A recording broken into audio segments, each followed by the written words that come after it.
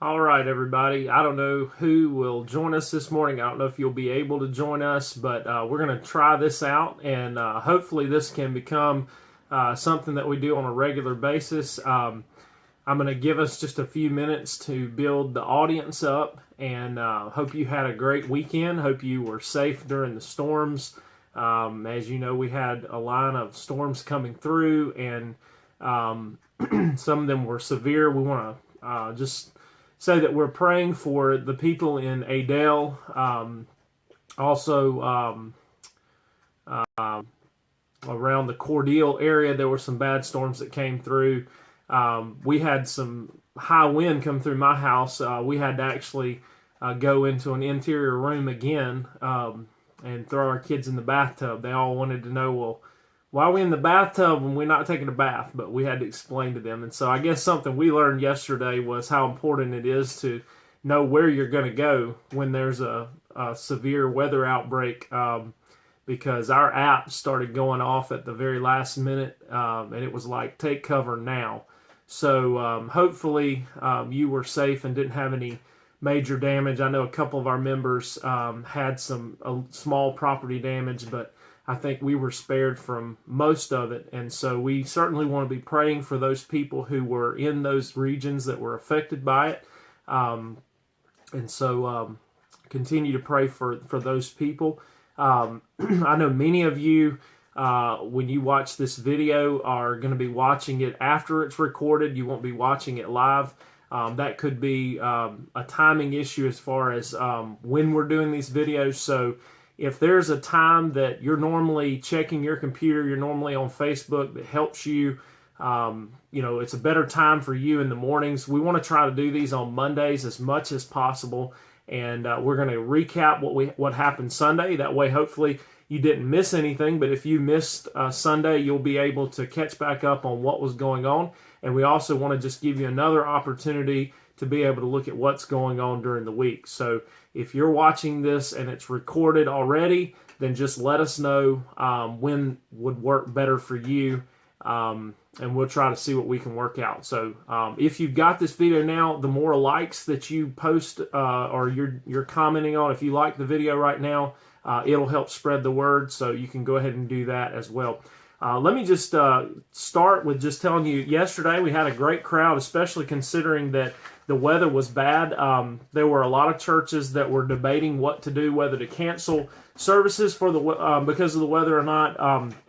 We decided to go ahead. We felt that the weather wouldn't get here until after services, and so right about 12:45 is when the major rain hit, and it was later on about 3 o'clock during the Falcons game when the bad stuff started coming through. It's kind of funny because Fox was trying the best they could to keep from interrupting the football game, but I think they did a good job of that and keeping us safe, and so did 13 WMAZ. I wasn't watching them because I was watching the Falcons. But anyway, so we had a great Sunday morning, great time in Bible study, and we had actually 82 members present. That's a pretty good number for us. Now, we have 150 on roll. Some of those are shut-ins, and some of those are, you have people missing out from time to time. And so I would encourage you, if you're a Sunday school teacher watching this, or if you're in one of those classes and you knew that there was somebody that wasn't there Sunday morning, let them know you missed them. Give a phone call. Send them a message. It's amazing how far that goes to let people know that you care about them and you miss them. But we actually had one new member and one visitor as well, and so we want to make sure we follow up with them as well. Now, Bible study, let me just tell you a little bit about that, okay? Sunday mornings, we have different Bible study options. We have Bible studies that go on during the week. We are looking to start some discipleship groups of around 4 to 5 people that will meet during the week. These groups would be designed for you to be able to bring in a couple of people alongside of you who maybe don't go to church, and you can begin to just walk through the Bible with them. I'm going to talk about that and how you can do that just a little bit, and there's a lot of different ways you can do that. But we have a men's ministry that meets once a month and has a Bible study with it. We have our ladies that meet about every 2 weeks, and that's going to be meeting this coming Tuesday night will be their first lesson through a study called Seamless. So if you've not been involved in that and you're a lady, it's an awesome Bible study. I'm hearing people already who've been doing some of the homework that are talking about that and are really enjoying this study. And Seamless seeks to sort of bring the whole story of the Bible together from the beginning to the end. How does it all fit together? So that's a great Bible study, and it's a great time for ladies to just get together and fellowship. So those are opportunities that you have. We also have Sunday school or Bible study on Sunday mornings, and we have different classes for different aged adults. It runs from the nursery all the way up through senior adults. If you're living and breathing, we have a place for you. And what we want to do is invite you to be a part of one of these classes. Now, traditionally, what we've done is we've broken these classes up into age groups. And so we have our senior adult men, we have our senior adult women, and we have two co-ed older adult, middle adult to older adult classes. And the age is really irrelevant in those classes. You can be a part of any of those, and they'd be glad to have you. And then we have a young adult couples class. And then we also have what we call Young Pro class. The Young Pro class is not just college and career. These are people who they're out of 17-year-old range. They're out of college or out of the youth group, but they're not middle aged yet. They don't necessarily have families. I mean, you can have kids and be in that class too. And that class meets both Sunday morning and on Wednesday night. They do a series called Multiply, which is a great opportunity to come and get recharged during the middle of the week. All of these classes there are different studies that they do. So within our adult classes, some of them use a study called Bible Studies for Life. It is more of a topic-based, you'll be in different topics. You're not necessarily going through one book of the Bible all at one time. And there are great Bible studies that are involved in that. That is the majority of our adult classes. But we do have two other adult classes and two other opportunities. One of the adult classes has just started going through a study called Explore the Bible. And Explore the Bible goes through one book of the Bible at a time. This is the same study that the young pros are also doing as well as the youth. And we're going to look at possibly seeing about aligning a larger range of ages on this study so that they can all be in the same place. Then we have what's called Masterworks, and that's our young adults class that's doing that. There's two books that a Christian author will come out with, and they will bring in highlights from that book and go through those studies. And so you have different options for that. Of course, our youth are going through Explore the Bible as well, so they're going through the book of Judges right now. And then our children's ministry are doing what's called Faith Weaver Friends, and it's designed to be sort of like a VBS every Sunday morning. They actually break up into age-graded groups, but then they come back together. So it's some large group and some small group times. And then we're now bringing the kids into the service. We want them to be connected to the church. We want them to know what goes on in the service and not look at having to go into the service as some type of punishment or why do we have to go in there? We want them to want to be a part of the rest of the church so that when they're older, they connect. And so we want them to hear the songs that we're singing.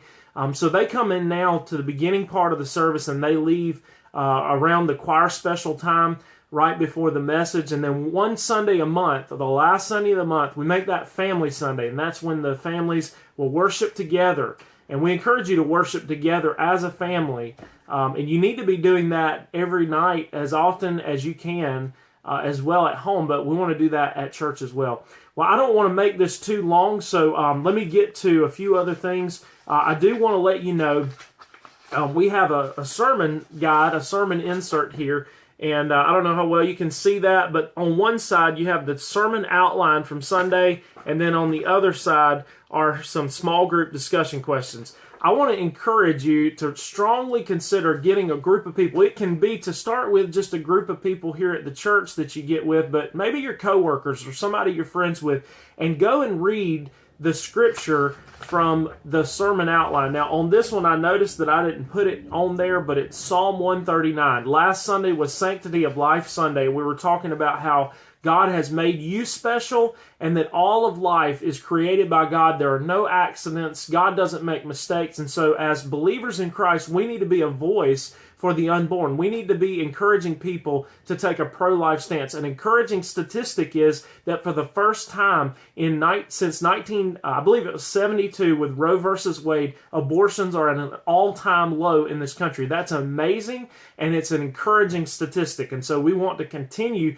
to see that number pushed down to as close to zero as possible. We know that God is the giver of life. So we talked about the fact that God knows you, God is with you, God has made you special, God thinks about you. And so when you think about all those things, there are two responses that we ought to have. One, align my thoughts to his thoughts, and the second thing is to ask him to search me and know if there's any sin in my life that I can confess to him.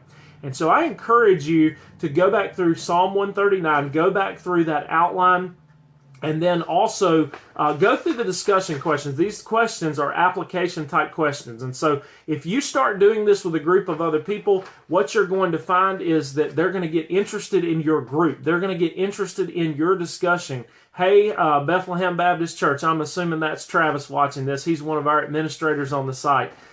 So hey Travis, and hey Dylan, I think Dylan was on there earlier too. He may have had to go back to work so Travis could get on here. But anyways, what we want to encourage you to do is start doing these small groups. Now what happens is when you start meeting with a group of people through these, what is going to happen is you're going to actually have people get interested in your group, and then you can invite them to the service the next Sunday. So it kind of pulls them into the Sunday morning experience.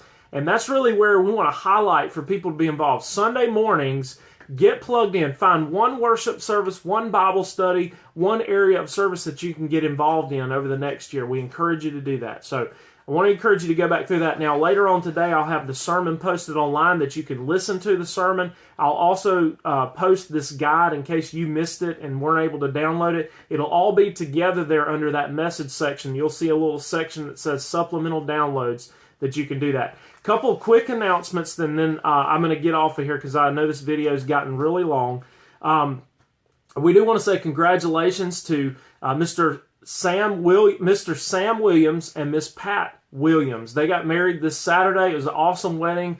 The power went out, so we had to bring out candles, but we had a great time, and we want to celebrate their wedding. So congratulations to them. Also, Sunday was the Sanctity of Life walk, and I know it probably got rained out. I don't know for sure, but I do know this. It is something that we need to continuously remind people of, not just once a year. Also, we had to reschedule our church council meeting, and I'm using that word church council, but I really want to use the word strategic planning team, because this is the group of ministry leaders that are going to be meeting together and casting vision for our church for the next year, and also looking at all of our ministries and making sure they're all in alignment with that vision. And so we just want to be better communicators to our teams and make sure that we're all doing a good job with that. So also, that meeting's been rescheduled for Wednesday at 6 o'clock. Also, our Haiti mission team is getting fired up. We've got two people from our church that are going to be a part of that. That's Amy Corona